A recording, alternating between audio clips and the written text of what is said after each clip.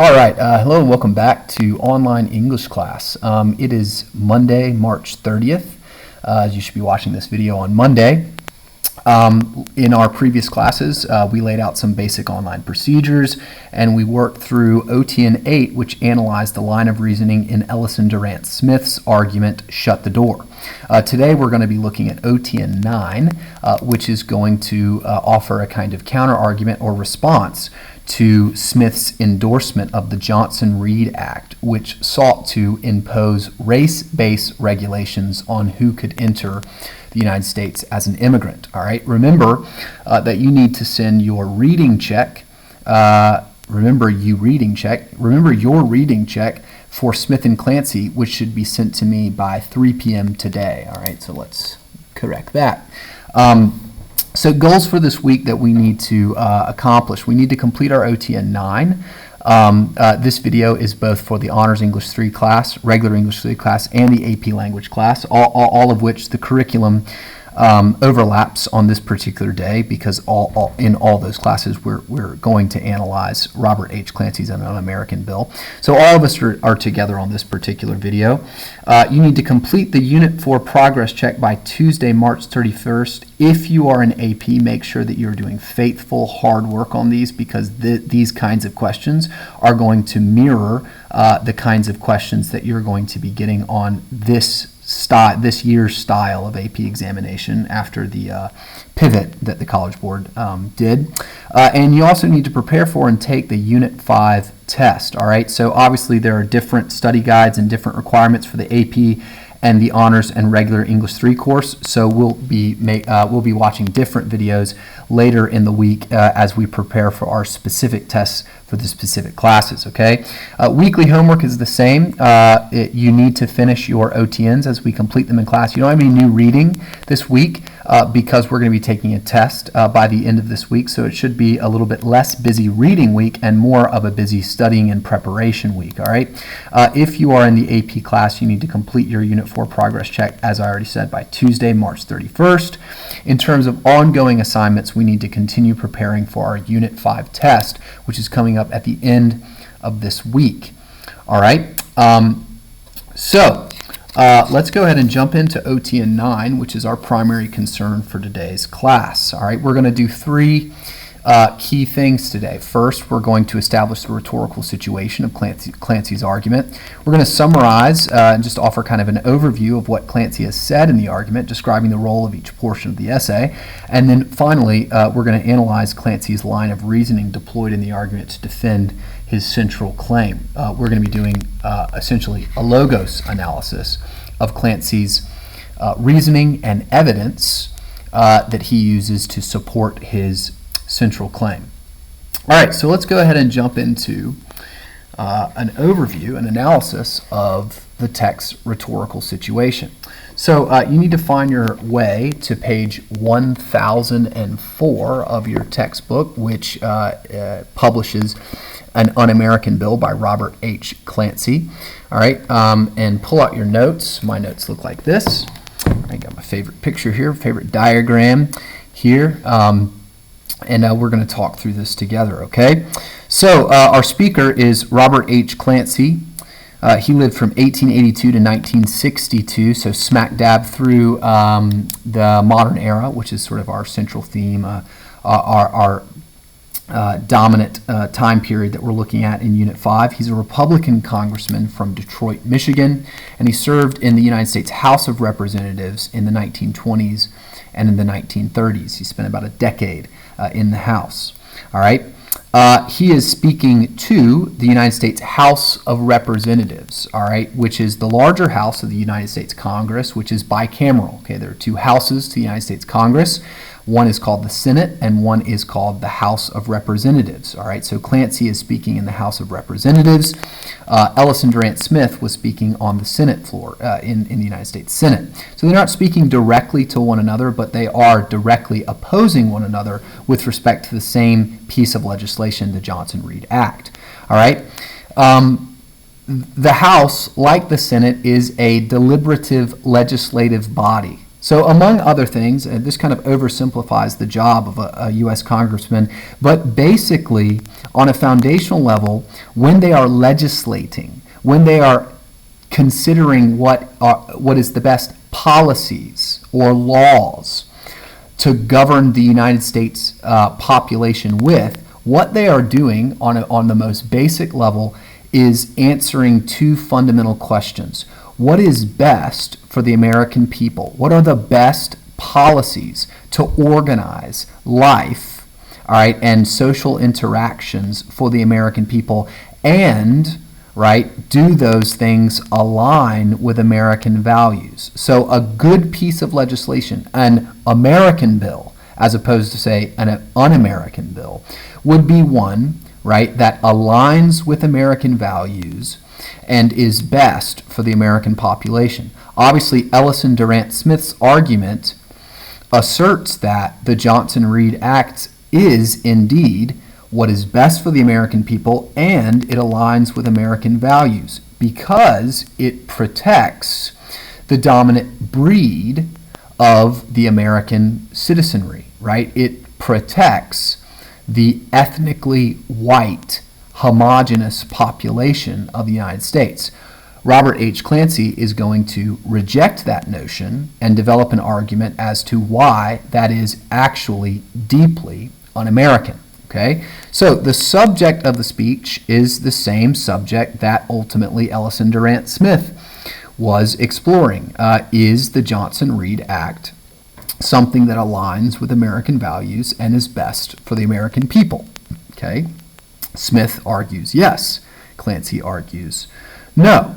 All right, the context of this speech is the same as the context of Smith's speech. Okay, there's been exponential growth in U.S. immigration in the early 20th century and late 19th century, obviously.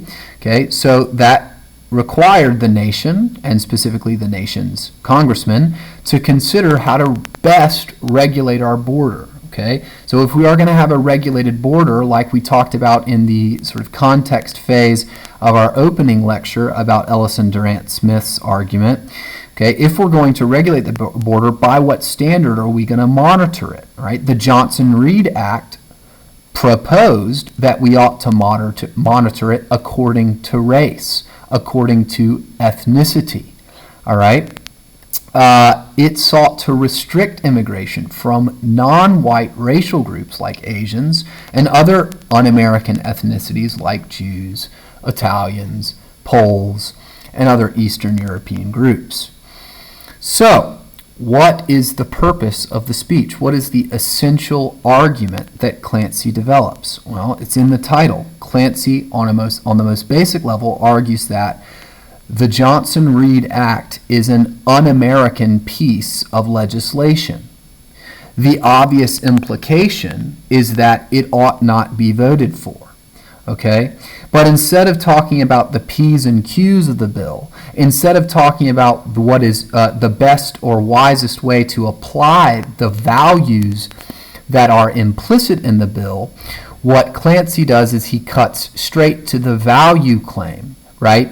And says this bill is insufficient for American law simply because it is un-American. It defies basic American principles, all right? So, in other words, to concisely summarize, Clancy argues that the Johnson-Reed Act is simply un-American. It is an un-American bill, an un-American piece of legislation, an un-American form of law. Okay, so let's quickly summarize in section number 2 of our argument what Clancy does throughout the course of the argument. Okay, and to do this most effectively, let's just put the text in front of us and let it speak for itself. All right, in the opening phase of the argument, all right, essentially what Clancy does, without getting into too many of the details, is he simply lays out the fact that from the foundations of the American Commonwealth, there has been a sort of long history of nativistic attitudes towards foreigners in America. Nativistic meaning, all right, if you are not a Native American, not an Indian, all right, not a Cherokee or an Iroquois, but rather someone who was born on American soil, that you are inferior and that you are not welcome here. Okay? For those of you that know your American history well, this is the basis of the ideology articulated by the Know Nothing Party in the Gilded Age in late 1800s, which sought to basically shore up the Caucasian, the white identity of the United States by barring immigration of any kind. They were deeply anti-immigrant in the Know Nothing Party, which Clancy argues were the lineal ancestors of groups like the Ku Klux Klan, all right, which were, by the way, still very active and pretty socially acceptable in the 1920s. The Klan had a massive rally in Washington, D.C. In the 1920s with thousands of participants, okay? He goes on to say that today, right, it's not the Irish, it's not the Germans, it's not the English, Scotch, or Welsh anymore that are the target of racial discrimination, but rather today it's the Italians, the Spanish, the Poles, the Jews, the Greeks, the Russians, the Balkanians, the Asians, and all other individuals who are included and discriminated against in the Johnson-Reed Act, who he calls the modern-day racial leopards. All right, he argues that all of this is based on the fearful fallacy, the fearful false belief that there are some chosen people and some inferior peoples, and the American race, the American breed, are chosen, and those that are not of the American race or breed are inferior, and therefore would harm our population if we allowed them entrance. Okay, he goes on to offer examples that refute that fearful fallacy. First of all, from his own personal experiences as a citizen and also a congressman from Detroit, he talks about the Jewish population in Detroit and argues that they're good citizens, that they are socially productive. In fact, he cites even one in particular, one citizen of Detroit who is one of the greatest, if not the greatest, judge in the Detroit community. All right. He then goes on to talk about Italian citizens. He talks about the fact that they inhabit all different walks and classes of life, that they are very active members of the Michigan and Detroit working class. And then, interestingly, he talks about their participation in World War I, the Great War, in which Italian citizens, specifically from Detroit, were disproportionately represented in those that volunteered to fight for the United States in World War I. All right, he uses some quantitative data to support that assertion. He then goes on to talk about Detroit's relationship with its Polish immigrants, talking about the industriousness and frugality of the Polish people, who are once again described by Clancy from his own firsthand experience as productive citizens who assimilate and adopt our institutions quickly and weave themselves into the American fabric effectively. He then also alludes to the fact, or references the fact, that the Polish were also disproportionately represented in the Great War. In other words, Polish immigrants were happily and readily volunteering for service in the United States military, which he obviously just implies is a patriotic kind of thing to do. Okay, in the final movement of the speech, all right, he talks a little bit more directly about the nature of what he calls the American spirit, or the spirit of American history, okay, in which he basically describes people like Roger Williams, all right, people like his own ancestors who put 11 men and boys into the Revolutionary War, in which he talks about his mother's fathers who fought in the Civil War, and my mother's little brother who volunteered to serve in the Civil War as well.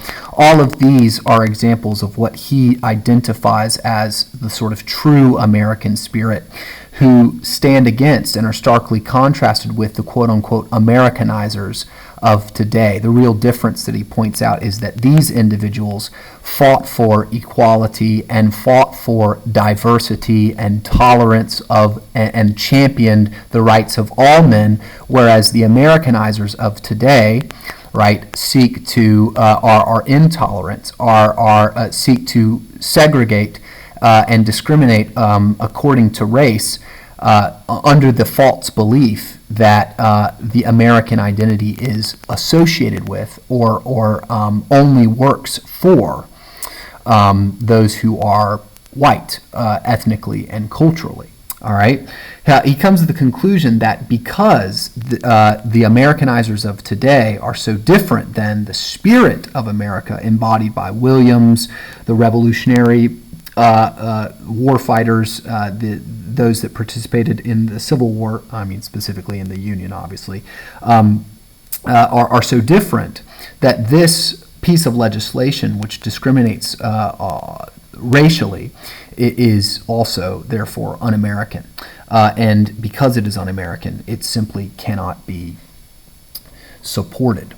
Okay, so that's essentially what he says in the argument. So let's attempt to analyze and evaluate how Clancy defends his central claim in his line of reasoning. Okay, so this is a little different than just summarizing what he said. What we're going to do is we're going to attempt to analyze the logical appeal, right, of what he has said, how what he has presented appeals to his audience's sense of logic by offering them claims that are supported by evidence, all right, based on assumptions that are all tied together to support his central assertion. Okay, so to do this, we need to start with his central assertion, right? The Johnson-Reed Act is a, quote, un-American piece of legislation. So before we move on, right, we have to unpack what Clancy means by, quote, unquote, un-American piece of legislation.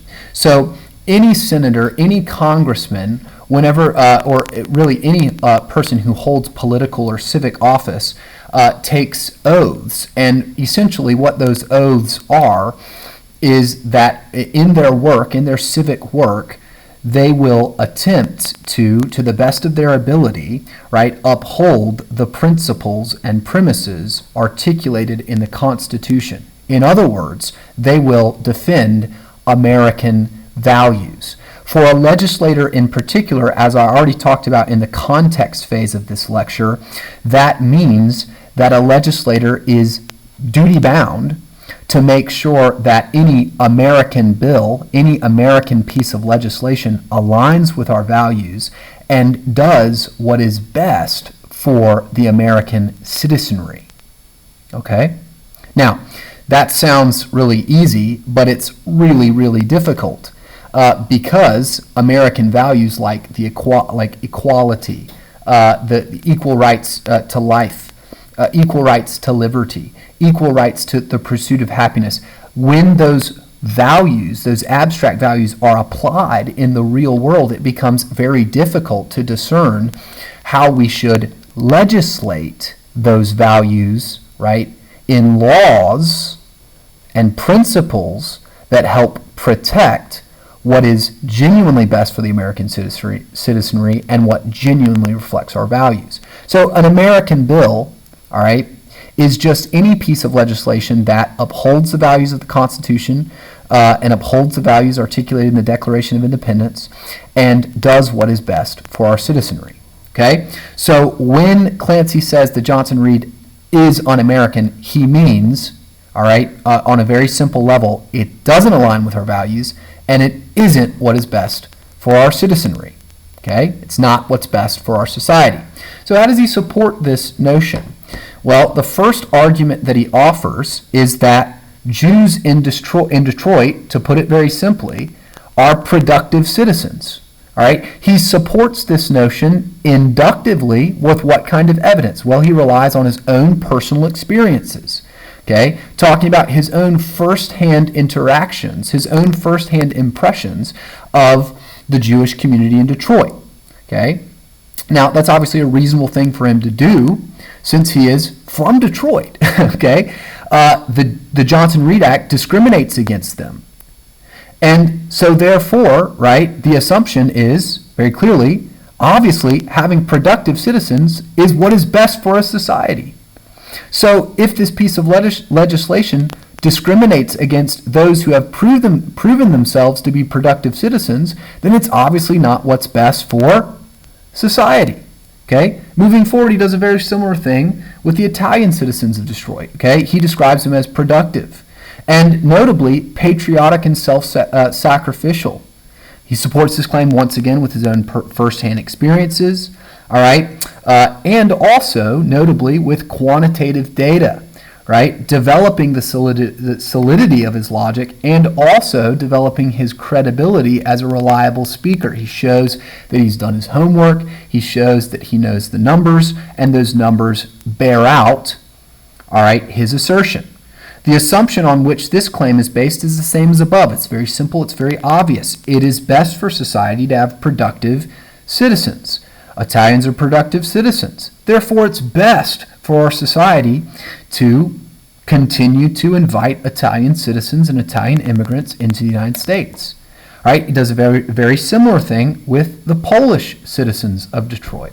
They're described as productive, adaptable, quick to assimilate to American institutions and American ways of life. Like the Italian immigrant community, he also points out their patriotism and their self-sacrificial sort of service of the country. Okay, referencing once again similar kinds of quantitative data. It's not as specific, but he just sort of, for the sake of time, I think, references that quantitative data offhand, again, fortifying the solidity of his logic.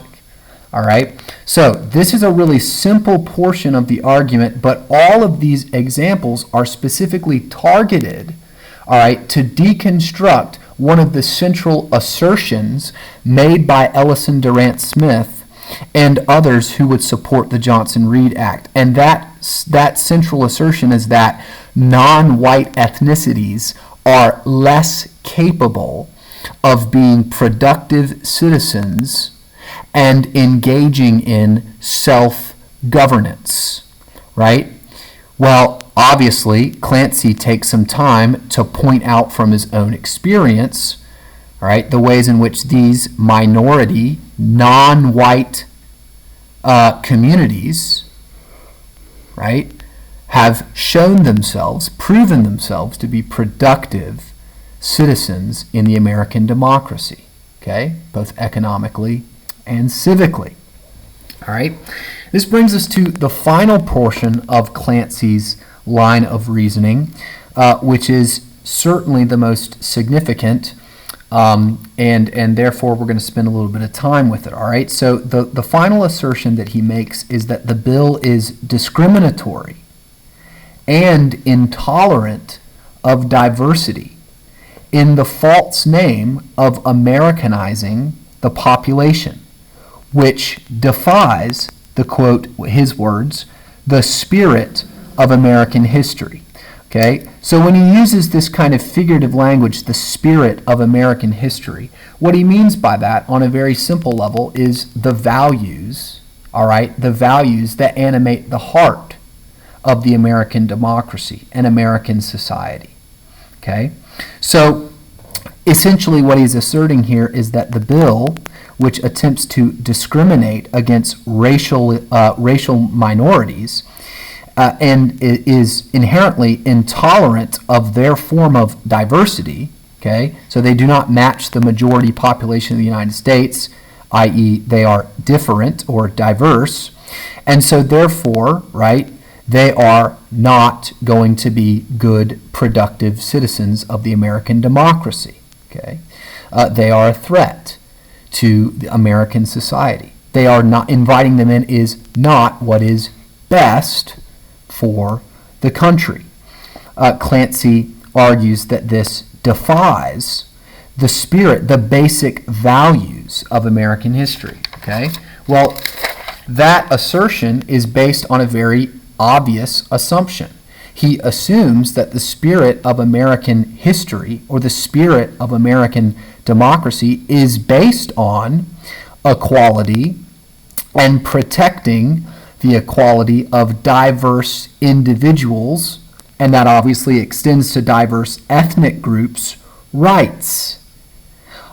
In other words, in direct opposition to Ellison Durant Smith, who argues that the spirit of American history is based not on protecting the equality of diverse individuals' rights, but rather the spirit of American history is based on the protection of the quote-unquote American breed, which is uniquely capable of living and engaging in an equal democratic society because they have proven themselves to be capable of self-governance. That's what Ellison Durant Smith asserts in his argument.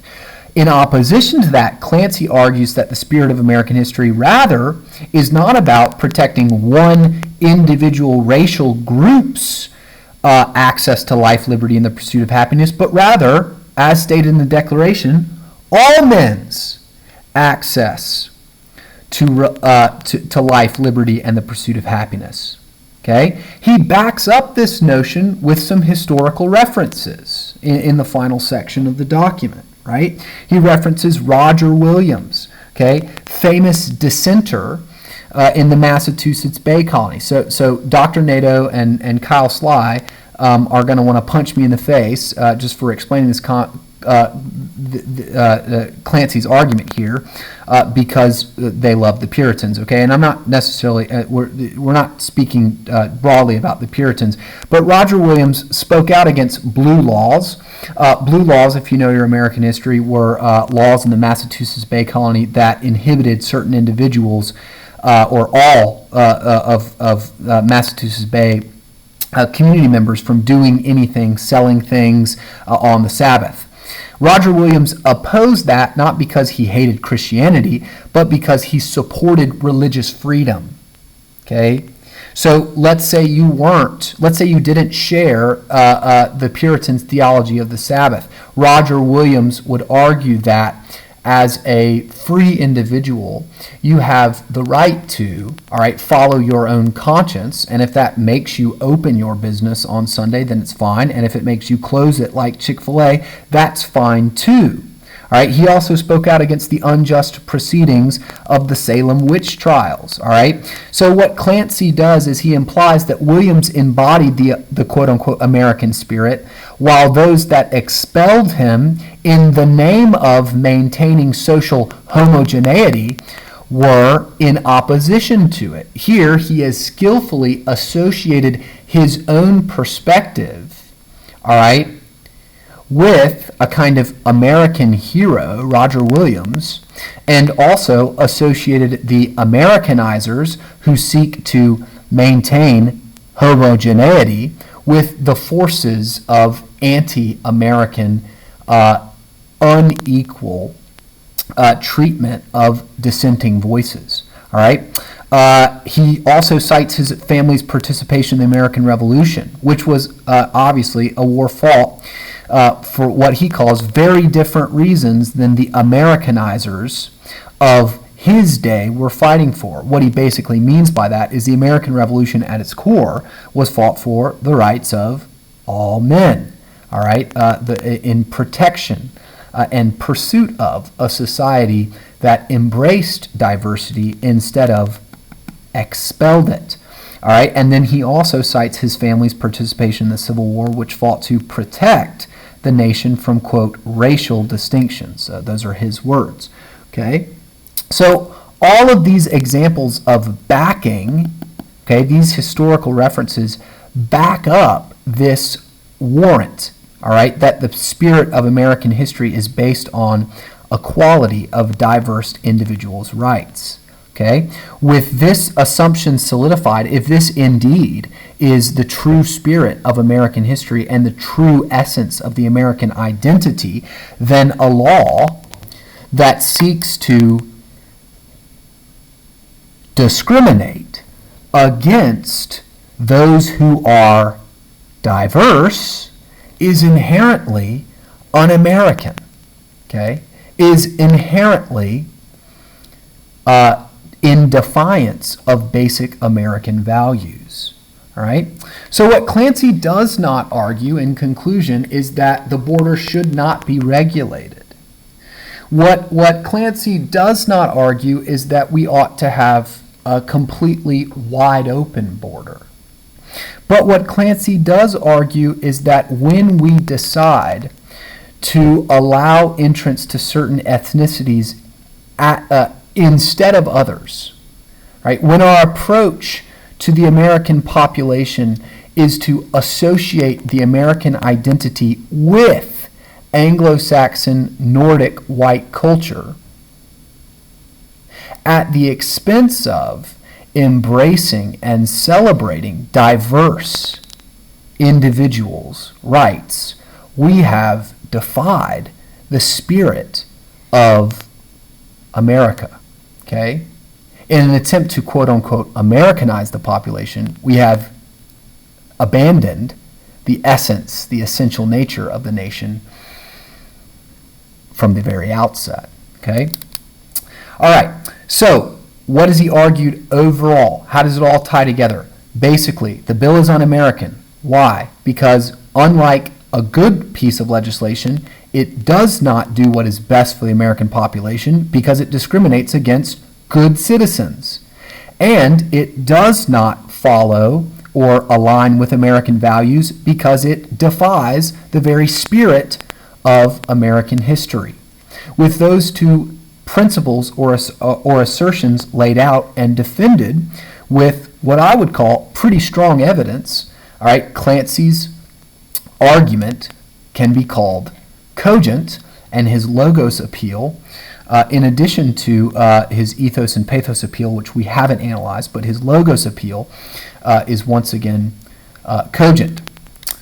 Just an interesting side historical note before we close. Clancy lost. All right, the Johnson-Reed Act was passed, but I think thankfully and positively revised later in American history to where now, obviously, we have a regulated border, but we do not regulate according to ethnic or religious distinctions in pursuit of supporting, all right, the spirit of American history, in pursuit of supporting the equal rights of diverse individuals, access to life, liberty, and happiness. All right. Hope you had an excellent day and continue to have one. That's it for now.